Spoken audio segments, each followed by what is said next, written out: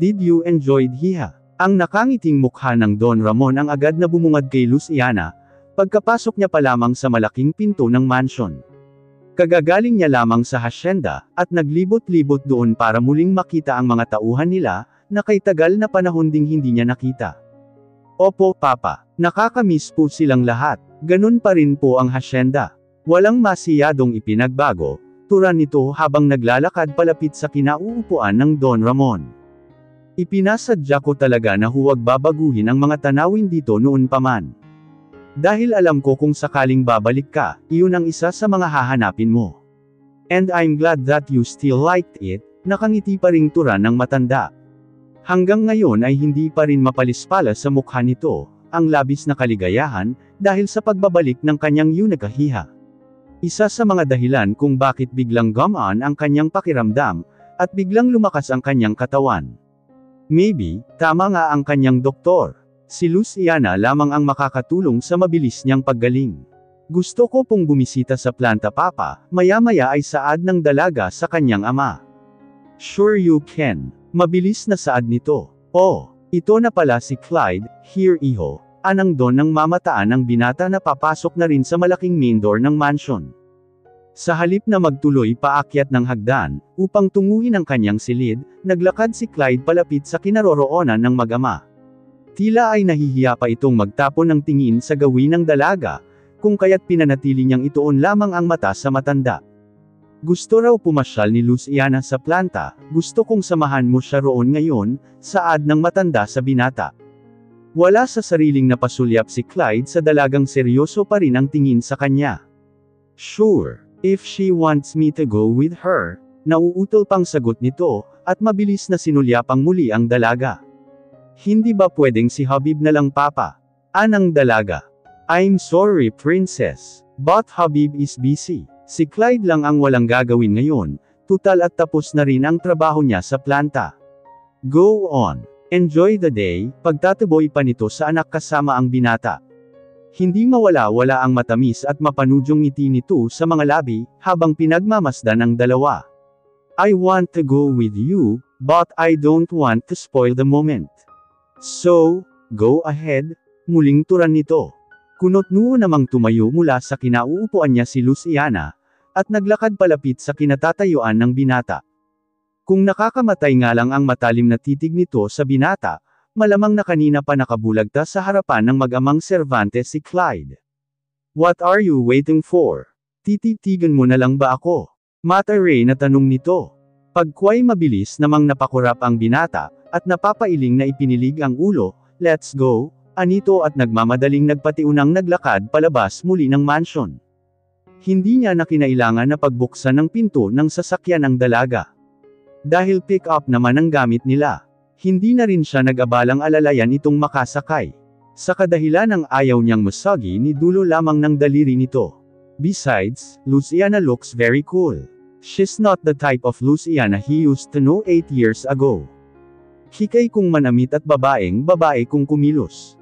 Ang Luciana na nasa harapan niya, at nakikita niya ngayon, a type of girl na sobrang tapang at lakas ng loob.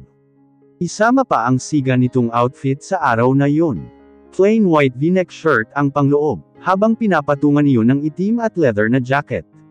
Itim na jeans at hanggang tuhod ang taas ng buta na suot nito. Malaking sombrero na kulay itim din. Clyde find her cool yet sexy on that outfit. Binalot ng katahimikan ang pagitan ng binata at dalaga, habang binabaybay nila ang mabatong daan papuntang planta. Manik-anakang napapasulyap si Clyde sa gawin ng dalaga, kapag nakatingin ito sa malayo. Magmula kaninang umaga. Ang una at muling pagkikita nila ng dalaga. Hanggang ngayon ay binabagabag pa rin siya ng kakaibang kaba sa dibdib niya, tuwing samasagi sa kanyang isipan ang mukha nito. Lalo na ang tanawing nasilayan niya kanina sa swimming pool area. Hindi maintindihan ni Clyde, kung bakit ganoon na lamang kalakas ang naging epekto nito sa kanya, gayong hindi naman iyon ang unang beses niyang makakita ng babae, na halos maghubad na sa harapan niya. Besides years ago, Clyde used to bring random girls on his bed noong nasa Spain pa siya. Lalaki lamang siya at may pangangailangan. So he needs to find someone, na makakatulong sa kanya, upang pawiin ang ibang nararamdaman ng kanyang katawan. At tuwing maaalala niya ang hitsura ni Luciana kanina, patawarin siya ng Diyos. Ngunit hindi niya talaga magawang hindi maging makasalanan sa kanyang isipan. Alam niyang maganda si Luciana noon pa man. Pero hindi naman sumagi sa kanyang isipan kahit minsan, na sa loob ng 8 taon na lumipas sa pagitan nila, hindi niya lubos akalaing ganun kalaki ang ipagbabago ng hitsura ng dalaga.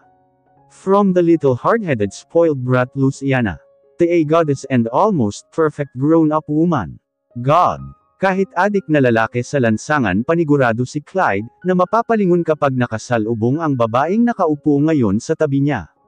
Wala sa sariling muling humugot ng malalim na paghinga ang binata, pagkway pinakawalan iyon sa ere.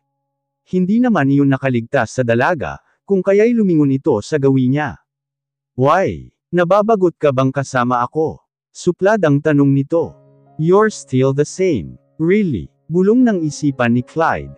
No, tipid na sagot nito, na hindi man lang nag-abalang tapunan ng tingin ang katabi. Come on Clyde, hindi mo kailangan umakto na mabait sa akin. Kilala na natin ang isa't isa noon pa man. And besides, wala naman ang papa, anito. I'm saying the truth senyorita, aniya. I never thought na, ganun pa rin pala ang ugali mo. Hindi mapigil ang dagdag pa nito, at saglit na sinulyapan ang dalaga. Nahuli niya naman ang mabilis na pagkunot ng noo nito, at matalim siyang binalingan. What do you mean? Masama ang ugali ko. Sa halip na sagutin ang dalaga. Nanahimik na lamang ang lalaki, at itinuon ang atensyon sa pagmamaneho. Hanggang sa marating nila ang malaking tarangkahan ng planta. Agad na umibis mula sa driver's seat ang binata, at may kinausap itong lalaki na naroon sa may gilid ng tarangkahan. Maya-maya ay bumalik siya sa kinaroroonan ng dalaga. Let's go, aya niya rito. Tahimik namang naglakad ang dalaga, habang nakasunod sa kanya si Clyde. Nakakaramdam man ng kakaibang tingin mula sa likuran niya. Binaliwala niya na lamang iyon, at nagtuloy sa paglalakad. Magandang araw po Senyorita Luciana, bati sa kanya ng mga tauhan ng kanyang papa. Panay tango at ngiti naman ang isinasagot ng dalaga, habang inililibot ang paningin sa loob ng planta. It's still the same. Tura ng kanyang isipan. Tama nga ang kanyang ama. Pinanatili pa rin ito ang ayos ng buong paligid. Halos kalahating oras na rin siyang naglilibot, at nakasunod lamang sa kanya ang binata, na tahimik lang din. Mukhang wala pa ata itong balak na magpahinga. Senyorita, it's almost 5 o'clock in the afternoon, saad ni Clyde makalipas ang ilang sandali. Kailangan na rin nating bumalik sa mansion, bago lamapat ang dilim.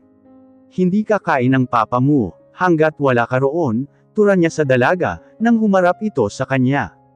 Okay, ang tanging sagot nito, at muling nagpatiunang naglakad at nilampasan siya. Nasa kahabaan na sila ng biyahe pabalik ng mansion, nang bigla na lamang namatay ang makina ng kanilang sinasakyang pick-up. What happened? Nagtatakang tanong ng dalaga sa kanya.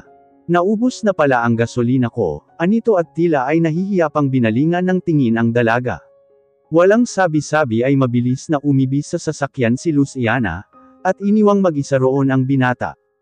Where are you going? Uuwi. Maglalakad ako pa uwi. Ano pa ang hihintayin ko dyan?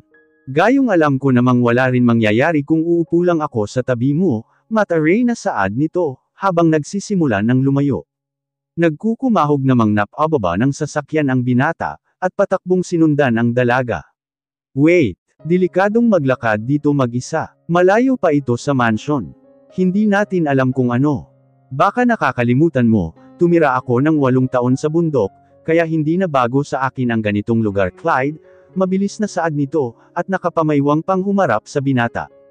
Napapatango na lamang si Clyde, kasabay ng pagkamot sa batok niya. Yeah right, bakit hindi niya naisip kaagad yun kanina? Halatang mas sanay pa ito sa madilim na lugar kaysa sa kanya. If you want you can stay in your pick-up, at hintayin mo ang mag-umaga para may tumulong sa'yo, anito at sinabayan pa ng irap, bago tuluyang tumalikod at muling naglakad. Wala namang nagawa ang binata, kundi ang sumunod dito. Like the old days, tuwing aayawan ng dalagitang Luciana ang pagsundo niya rito noon sa eskwelahan nito. Wala siyang magawa kundi ang sundan ito sa paglalakad. Napavalikos ng bangon si Clyde, dahil sa malakas na iyak ng kanyang alarm clock, na nasa ibabaw ng bedside table. Naiinis at mabilis niya iyong kinuha, upang patahimikin. Isturbo sa tulog niya, halos 4 na oras pa lamang ang kanyang naging tulog, mula kaninang alas 4 ng madaling araw. Nakailang bote rin siya ng alak kagabi, pero wala pa ring epekto. Marami pa ring bagay ang pumapasok sa kanyang isipan. Una na roon ang dalagang nasa kabilang kwarto niya lamang. 1 linggo na mula nang dumating ito sa Santa Isabela. Mula nang bumalik ito sa mansion. At aaminin niyang 1 linggo na rin siyang nahihirapan sa pagtulog niya. Maging sa mga kilos at galaw niya. Sa isiping nasa iisang bubong na naman sila ni Luciana. Hindi niya matukoy kung ano ang eksaktong dahilan. Kung dahil pa rin ba sa mga nakita niya noon sa swimming pool. Nang umagang iyon. O, dahil lamang sa inis na nabubuhay sa sarili niya para sa dalaga. Paano naman kasi, wala pa ring ipinagbago ang dalaga sa pakikitungo nito sa kanya. Ang buong akala niya, pagkatapos ng 8 taon, may magbabago sa pagitan nila. Kahit papaano ay magbabago ang pakikitungo nito sa kanya. But Clyde was wrong. Kung ang dalagitang Luciana noon, ay masungit na mas malala naman ngayon. God. First thing in the morning, hindi na nga ako nakatulog ng maayos kagabi dahil sa kanya. Hanggang ngayon pa rin ba? Anito at inaantok na bumangon sa kanyang kama. Naglakad ito papasok ng kanyang banyo, para maghilamos at mag-toothbrush. Nag-shave na rin ito ng balba sa kanyang mukha. 2 linggo na rin kasi mula noong huli niyang ginawa iyon. Hindi nito mapigilan ang sunod-sunod na paghikab, habang naglalakad palapit sa pinto ng kanyang kwarto at binuksan iyon. Maya-maya ay panay na rin ang stretching niya, upang tuluyan ng magising ang diwa niya. Stop thinking about it man, usual nito sa sarili nang muli na namang lumitaw sa isipan niya. Ang masungit na mukha ng dalaga. Wala sa sariling napapikit ito ng mariin, pagkuway tumingala habang hawak-hawak ang sariling leeg. Just stop it, Anito. Who are you talking with? Jesus. Gulat na sambit nito at mabilis na napaatras sa kinatatayuan niya. Anas ng dalaga at tinapunan pa ng seryosong tingin ang binata, bago ito naglakad para tunguhin ang hagdan. Napapailing na lamang ng sunod-sunod si Clyde, pagkuway naglakad na rin para bumaba sa kusina. Wala na sanang balak na magtuloy sa hapag ang binata, nang makita niyang naroon na ang dalaga, at kausap ang Don Ramon. Biglang nagbago ang kanyang isip. Mamaya na lang pala siya kakain, at ayaw niyang makasabay sa hapag ang masungit na dalaga. Pipihit na sana siya paatros, nang marinig niya ang boses ng matanda na tinatawag ang pangalan niya.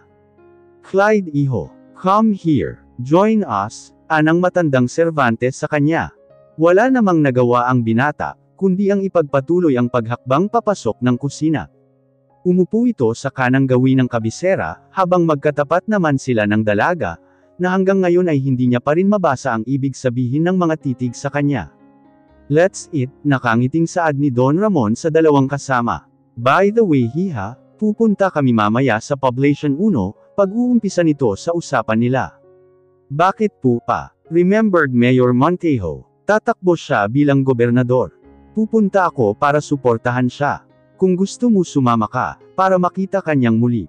If it's okay with you, Anito. Sure pa. Wala naman po akong gagawin. And besides, gusto ko pong magpunta sa bayan para makapaglibot-libot po ulit, ani Luciana at mabilis na tinapunan ng tingin ang binatang nakatungo, at seryoso lang sa pagkain. Can you give me a ride? Tanong nito. Mabilis na nagtaas ng kanyang mukha si Clyde, nang wala na siyang marinig na kaluskos ng kubyertos sa pinggan mula sa dalawang kasama niya sa hapag. Nakatuon na pala sa kanya ang tingin ng mag-amang Cervantes. I'm sorry. Nagtatakang saad nito, na hindi magawang salubungin ang mga mata ng dalaga, bagkus ay sa direksyon ng matanda siya tumingin. I said if you can give me a ride. Ulit na saad ni Luciana sa kanya. Oo nga iho. Para naman malibot ulit ng maayos ni Luciana ang bayan. Why don't you give her a tour pagkatapos natin sa mansion ng mga Montejo? Anang matanda na sinabayan ng mapanudyong ngiti sa binata. Mabilis at nag-aalangan na tinapunan ni Clyde ng tingin ang dalaga, sure. Why not, Anya? Okay then. Tapusin na natin itong pagkain, at nang makaalis na rin tayo, saad ni Don Ramon sa dalawa. Balot ng katahimikan ang buong sasakyan, habang tinatahak nila ang daan patungo sa mansyon ng mga Montejo. Tanging si Clyde at Luciana lamang ang lula ng sasakyan, sapagkat mayroon naman sariling Mercedes-Benz ang Don Ramon, kung kaya't hindi na ito nag-abalang sumabay sa kanilang dalawa. Nakakailang at nakakabingi ang katahimikan, na siyang lalong nagpapakaba sa binata. Hindi siya sanay na may kasamang babae sa loob ng sasakyan niya. Sa isiping si Luciana ang nasa tabi niya ngayon. Ang babaeng ilang araw niya nang pilit na tinatanggal sa kanyang isipan. Mas lalong gumugulo ang kanyang utak. How are you, Clyde? Maya-maya ay binasag ng dalaga ang matinding katahimikan, na pumapagitna sa kanilang dalawa. Wala sa sariling napalingon si Clyde sa gawin nito. Hindi makapaniwala kung ito ba talaga ang nagtanong sa kanya, tungkol sa bagay na iyon, o tanging guni-guni niya lamang iyon. Nakumpirma iyon ng binata nang magtapon din ng tingin sa kanya si Luciana. How was your life in Spain for 8 years? Panatag ngunit naroon pa rin ang malamig na tono ng boses nito. Fine, tipid na sagot nito na sinundan pa ng mabilis na paglunok ng kanyang laway. That was it. Fine. As far as I know, maganda ang Spain. Imposible naman na hindi mo pa nalibot ang buong bansa sa loob ng 8 taon, anito at muling nagbawi ng paningin sa kausap. Well, yeah. I mean, maganda ang Spain. Pero hindi naman ako nanatili roon, para lang magpakasarap at maglibot sa buong bansa. I was there because I'm studying. Nandun ako para sa pag-aaral at trabaho ko, ani Clyde. Kunot-noo namang muling napalingon sa gawin niya si Luciana. Puno ng katanungan ang mukha nito, habang pinapakatitigan ang naka-side view na mukha ng binata. What is he talking? Sa pagkakaalam niya, base sa mga narinig niyang kwento sa kasambahay nila, naroon sa Spain ang binata, dahil iyon ang hiniling nito sa papa niya pagkatapos pa lang ng graduation nito sa college noon. Nagpunta ito roon dahil iyon ang pangarap nito noon pa man. But what is he talking right now? Nag-aral si Clyde sa Spain. Nagtrabaho ito roon. That expression of yours, let me guess, iniisip mo na nandun ako just to have fun. Na ginagastos ko ang pera ng papa mo for my own happiness. Am I right, senyorita? Tanong ni Clyde sa dalaga na sinabayan pa ng mapaklang ngiti. Okay, sanay naman na ako, kung ano lagi ang iniisip mo patungkol sa akin. Sa halip na sagutin ang mga sinabi ng binata, nanatili na lamang natahimik si Luciana, at hindi na nag-abalang magsalita at lingunin ang katabi. Hanggang sa makarating sila sa mansyon ng mga Montejo. Umibis sa driver's seat ang binata, pagbubuksan sana ng pinto ang dalaga, ngunit mabilis din naman nung bumaba, kagaya niya na walang imik na lumapit sa ama nitong naroon na sa may bulwagan. Napapabuntong hininga na lamang si Clyde na sumunod na rin sa dalawa. Don Ramon, I'm glad na pumunta ka. Hindi mo tinanggihan ang imbitasyon ko, anang isang matandang lalaki na may baston na hawak sa isang kamay, habang naglalakad papalapit sa matandang Cervantes. Of course Franco, you know I'm always here to support you. Ani Don Ramon at nakipagkamay sa matanda. By the way, remembered my daughter Luciana. Pagpapakilala nito sa dalaga. Really, this is Luciana, your long-lost daughter. Oh, what a lovely lady. I'm glad to see you again hiha. Thank you. Nakangiting tura ng dalaga, at tinanggap din ang pakikipagkamay nito sa kanya. What a surprise Don Ramon. Ang akala ko'y bali-balita lang ang naririnig ko na nagbalik na ang iyong anak. I'm happy for you. Thank you Franco. Let's go inside. At nang maipakilala ko rin sa inyo ang anak ko. Actually, kakarating niya lang kanina galing States, pag-aaya sa kanila ni Mayor Montejo, na siyang nagpatiunang naglakad papasok sa kabahayan nito. Mula sa sala ng mansion, ay natanong ni Luciana ang isang lalaki. Na matangkad at matipuno, habang naglalakad ito palapit sa direksyon nila. Napag-alaman ng dalaga, na ito na siguro ang anak na tinutukoy ni Mayor Montejo, nang tumabi ito sa matanda. Who are they? Nakangiting tanong nito gamit ang buo, at maskuladong tono ng boses. Don Ramon, this is my son, Martin. Iho, this is Don Ramon, a good friend of mine. She is Luciana, yung nakahihan niya, and this guy beside her, of course my favorite senyor ito Clyde, mabilis na pagpapakilala ng matanda sa kanyang mga bisita. Oh, finally to meet you Don Ramon. Palagi ka pong naikukwento sa akin ng papa, anang lalaki at agad na inilahad ang kamay sa matandang Cervantes. My pleasure, iho. Mabilis din itong binalingan ng tingin si Clyde, na tahimik pa ring nakatayo sa may gilid, sa likuran ni Luciana. Bro, Martin. Nice to meet you, anito na nakipagkamay din sa binata. Nice to meet you too, tipid at seryosong tugon ni Clyde. And of course, finally to meet you Miss Cervantes. Dati pa ay nababanggit ka na sa akin ng papa. Like I'm expecting, you're so beautiful. Ubod tamis ang ngiti nito sa labi, kasabay ng pagkuha sa kamay ng dalaga, at mabilis iyong dinala sa tapat ng bibig nito, upang gawaran ng masuyong halik. Bahagya pang nakaramdam ng pagkailang si Luciana, dahil sa klase ng ngiti nito sa kanya. Isama pa ang kakaibang pagpisil nito sa palad niya. Maling-alinggang bawiin niyang bigla ang kamay mula rito, ngunit kabastosan naman kung gagawin niya iyon, gayong nasa harapan din nila ang kanilang mga ama. Pilit na ngumiti na lamang ang dalaga pagkway. Thanks, tipid na saad nito. Hindi nga nagkamali ang papa sa mga description niya sa iyo, dagdag pa naturan nito. Of course, iho, saan pa ba magmamana ang anak ko? Kundi sa akin lamang, anang Don Ramon na natatawa pa. Maswerte ang mapapangasawa mo hiha. Hindi ka lang maganda, I know gaya ng papa mo. May malaki ka ring puso, turan pa ni Mayor Montejo. Oh, so, you are single? Mabilis na tanong ng binatang Martin kay Luciana. Mas lalong kumunat ang noo ni Clyde, dahil sa narinig na tanong mula sa preskong lalaki. Oo na, ngayon lang sila nagkakilala ni Martin, pero hindi na siya palagay sa lalaki. Alam ni Clyde na ito ang tipo ng lalaki na mayabang. Well, that was his first impression para sa lalaki. Mabuti pa Don Ramon maiwan na natin ang mga batang ito rito, at nang makapag-usap sila ng masinsinan. Hindi na natin kailangan na makisawsaw sa usapang single. Let's go, natatawang tura ng ama ni Martin, pagkway iginiya ang matandang Cervantes sa kapwa nitong tatakbo sa eleksyon. Do you want to drink? Alok na tanong ni Martin sa dalaga. Juice is fine with me, ani Luciana. Ikaw Clyde, do you want to drink? Baling na tanong niya sa binata na nasa tabi niya. Don't mind me senyorita. I can get my own drink. Mag-usap lang kayo dyan, anang Clyde at walang palem na nilisan ang kanilang pwesto, at naglakad ito sa kung saan.